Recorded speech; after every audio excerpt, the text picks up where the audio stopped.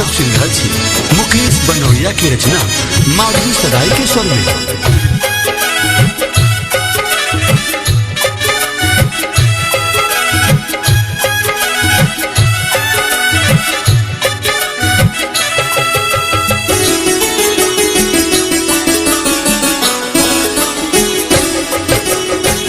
दुल्हा बनल छथिन भोला देखू भूतक मेला।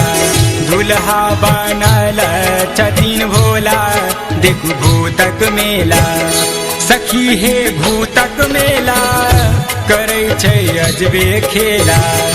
सखी हे भूतक मेला करै छै अजबे खेला। दुल्हा बनल छथिन भोला देखू भूतक मेला। दुल्हा बनल छथिन भोला देखू भूतक मेला।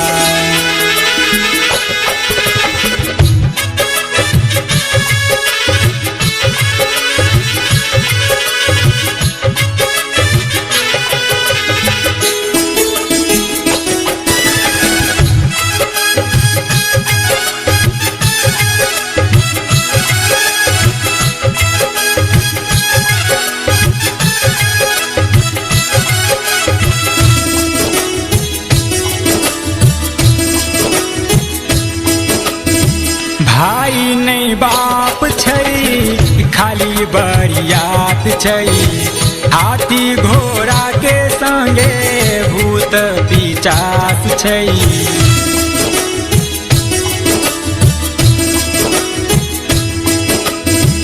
भाई नहीं बाप छै खाली बरियात छै। हाथी घोड़ा के संगे भूत पिचास छै। सजल छै नंदी अकेला देख भूतक मेला। दुल्हा बनल छथिन भोला देख भूतक मेला। सखी हे भूतक मेला करै छै अजबे खेला। सखी हे भूतक मेला करै छै अजबे खेला। दुल्हा बनल छथिन भोला देख भूतक मेला।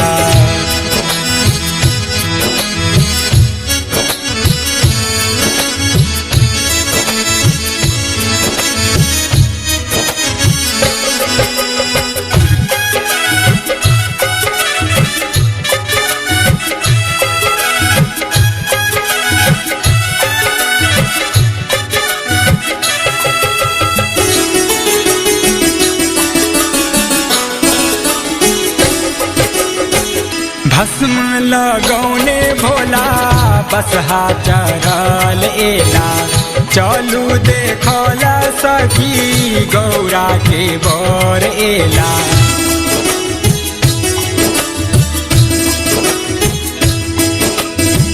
भस्म आंगौने भोला बसहा चढ़ल एला।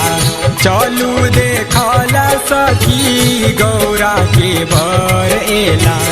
जाता सिर चंदा चमकेला देख भूतक मेला। जाता सिर चंदा चमकेला देख भूतक मेला। सखी हे भूतक मेला करै छै अजबे खेला। सखी हे भूतक मेला करै छै अजबे खेला। दुल्हा बनल छथिन भोला देख भूतक मेला।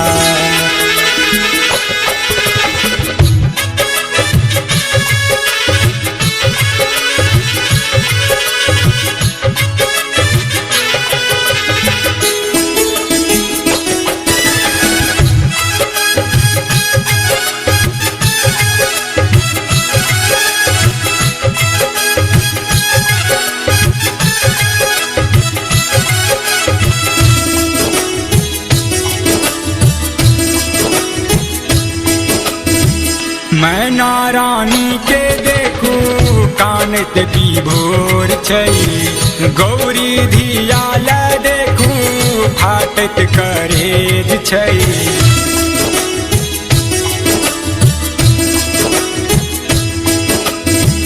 मैना रानी के देखू कानत विभोर छै गौरी धियाल देखू फाटत करेज छै छोरी जेता गौरी अकेला देखू विदना के खेला दुल्हा बनल छथिन भोला देखू भूतक मेला सखी हे भूतक मेला करै छै अजबे खेला सखी हे भूतक मेला करै छै अजबे खेला दुल्हा बनल छथिन भोला देखू भूतक मेला